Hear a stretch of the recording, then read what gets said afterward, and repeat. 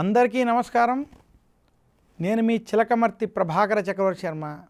సంకటహర చతుర్థి ప్రతి మాసంలో మనకి 2 చవితి తిథులు వస్తాయి. చవితిని చతుర్థిగా సంస్కృతంలో చెప్పబడింది.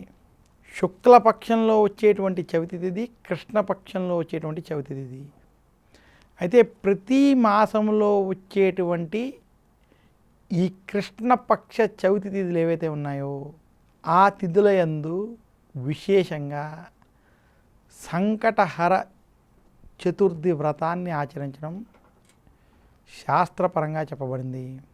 అసలు సంకటహర చతుర్థి వ్రతం ఎవరు చేయాలి, ఎందుకు చేయాలి, దేనికి చేయాలి అంటే, ఏ మానవుడికైనా జీవితంలో ఏ పని చేసినా ఆ పనుల్లో గనక విఘ్నాలు కలుగుతుంటే, చేసే పని పూర్తి అవ్వలేనటువంటి స్థితి ఏర్పడుతుంటే, అలాగే ఉద్యోగస్తులకు ఉద్యోగంలో రాజకీయ ఒత్తిళ్ళు, ఆటంకాలు, ఇబ్బందులు, సమస్యలు ఏర్పడుతున్నా, వ్యాపారస్తులకి వ్యాపారంలో ఆటంకాలు, ధనం సమయానికి చేతికి రాలేనటువంటి స్థితులు కలుగుతున్నా, అలాగే భార్యాభర్తల మధ్య అన్యోన్యత లోపించి గొడవలు అధికంగా ఉన్నా, సంతానానికి ఆరోగ్య సమస్యలు ఏర్పడుతున్నా, ఇటువంటి సమస్యలన్నిటికీ పరిష్కారం పొందాలంటే మాత్రం సంకటహర చతుర్థి వ్రతం ఉత్తమమైన వ్రతం అని శాస్త్రాలు తెలియజేశాయి. ఇదే కాకుండా జాతకాల్లో గనక కుజదోషం, రాహుకేతు దోషం, విశేషించి కేతు దోషాలు గనక అధికంగా ఉన్నట్లయితే ఎదుటివారి వల్ల మోసాలకి అధికంగా గురి అయ్యేటువంటి స్థితి మీకు ఏర్పడుతుంటే, ఇటువంటి వారందరూ కూడా సంకటహర చతుర్థి వ్రతాన్ని ఆచరించడం చేత ఉత్తమమైన ఫలితాలు పొందుతారని శాస్త్రాలు తెలియజేస్తున్నాయి. చతుర్థి తిథి నాడు కనుక ఆ మాసంలో విశేషించి ఈ చతుర్థి తిథి మంగళవారం, బుధవారం వంటి వారాలతో కలిసి వస్తే ఇంకా విశేషంగా మనం భావించాలి.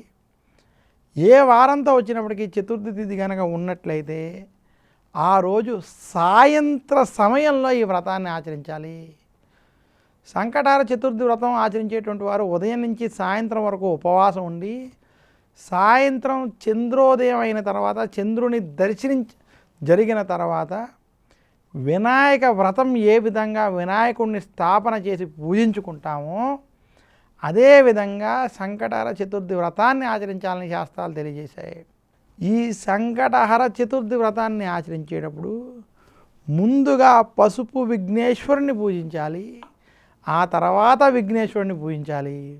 విఘ్నేశ్వరుని పూజించేటప్పుడు ఆయనకి షోడశోపచారాలతో, అలాగే ఏకవింశతి మంత్రాలు, అలాగే అష్టోత్తర శతనామావళి మంత్రాలతో కూడా విఘ్నేశ్వరుని పూజించడం, విఘ్నేశ్వరుని విశేషంగా అక్షంతలతో, గరికతో కూడా పూజించడం చేత విఘ్నేశ్వరుని యొక్క అనుగ్రహం కలిగి మీకు యొక్క దోషాలు తొలగుతాయి. ఇంటిలో ఎవరికైనా సమయానికి వివాహం కాకపోయినా, వివాహంలో ఏదైనా ఇబ్బందులు కలిగి ఆటంకాలు ఏర్పడినా, అటువంటి వారు సంకటహర చతుర్థి వ్రతాన్ని ఆచరించినట్లయితే వారికి వివాహ సమస్యలు తొలగుతాయని కూడా శాస్త్రాలు తెలియజేస్తున్నాయి.